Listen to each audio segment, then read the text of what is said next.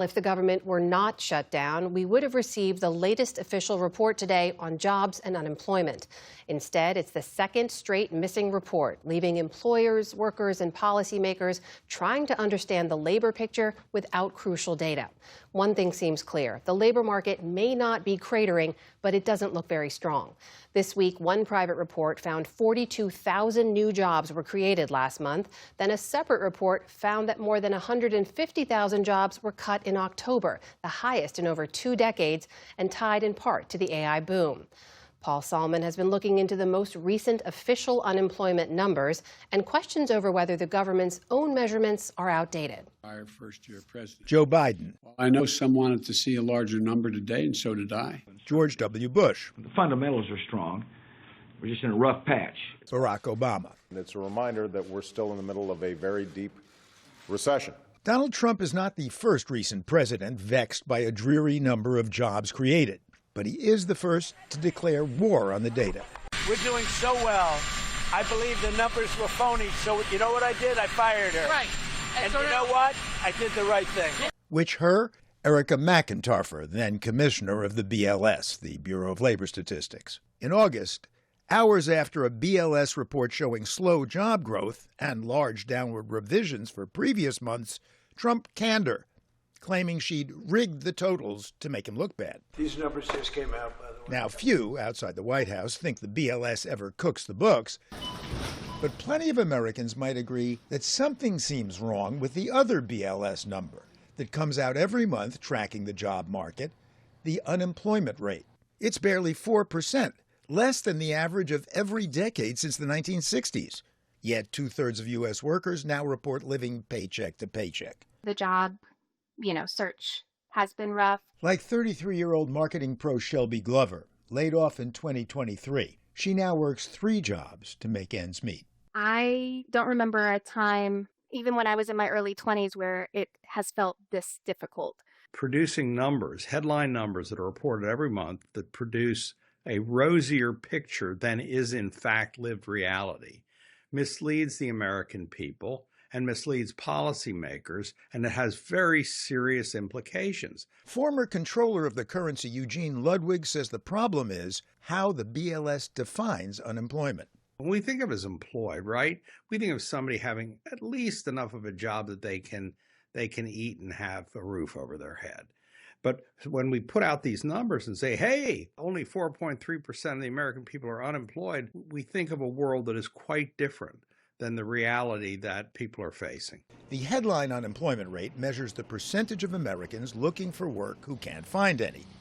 Each month, the BLS calls some 60,000 households, and they ask about a recent week, says Erica Groshen, who ran the BLS from 2013 to 2017. During that 1 week, did you work for at least 1 hour for pay or profit?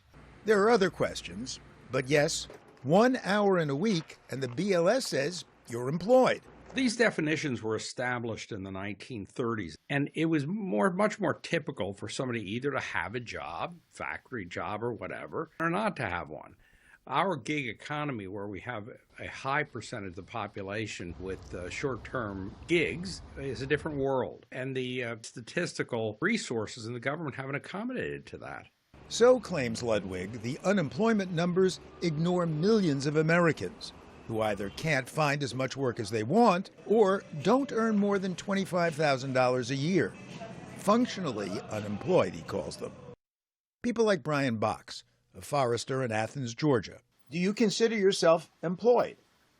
I don't consider myself fully employed. I can definitely work a heck of a lot more than I am now. Box hasn't actually cashed a paycheck in months while doing prep work for next season. But anyone who works for themselves 1 hour in the reference week, even if for zero or negative income, is employed. And are you making enough to live?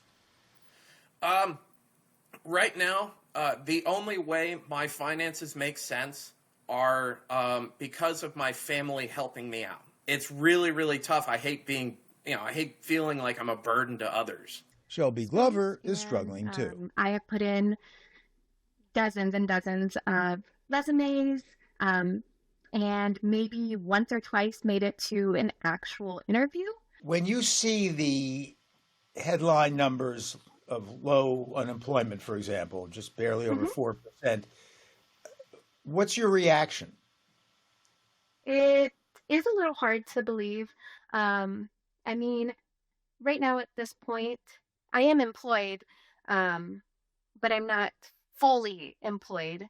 In fact, more than a quarter of the labor force now does gig jobs, says the Workers Lab at Johns Hopkins, driving for Uber, pet sitting, etc. And for about 1 in 10 of us, gig work is the primary source of income.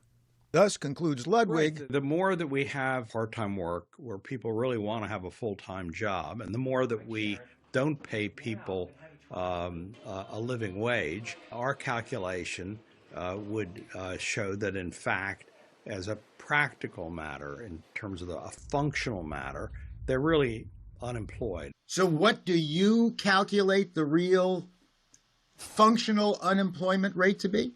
The functional unemployment rate is between 24 and 25% today, moving closer to 25%.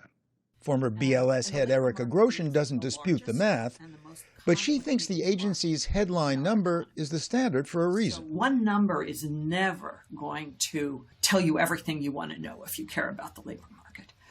But there is value in having a headline number that everybody understands. Now, the BLS does report a broader unemployment number, known as U for unemployment 6, which includes many, though not all of us, who've stopped looking for work. They almost double the headline rate to 8.1%.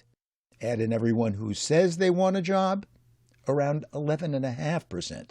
But you never even hear about U6. Seems like an increasingly jarring disjunction between the headline number and the reality for most Americans. It's not up to the BLS to make that case itself, right? BLS is not a political or advocacy organization. In the meantime, says Ludwig, 25% of the American people right now are functionally unemployed. If you don't say that, 4.3% makes you feel, hey, you're doing pretty well.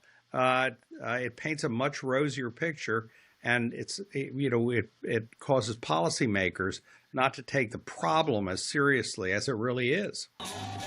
One presidential candidate who did tap into that idea back in 2016 was Donald Trump, who spoke about it after a primary win in New Hampshire. Don't believe those phony numbers when you hear 4.9 and 5% unemployment. The number's probably 28, 29, as high as 35. If we had 5% unemployment, do you really think we'd have these gatherings? Nearly 9 years later, President Trump has, changed his mind. For the PBS NewsHour, Paul Salman.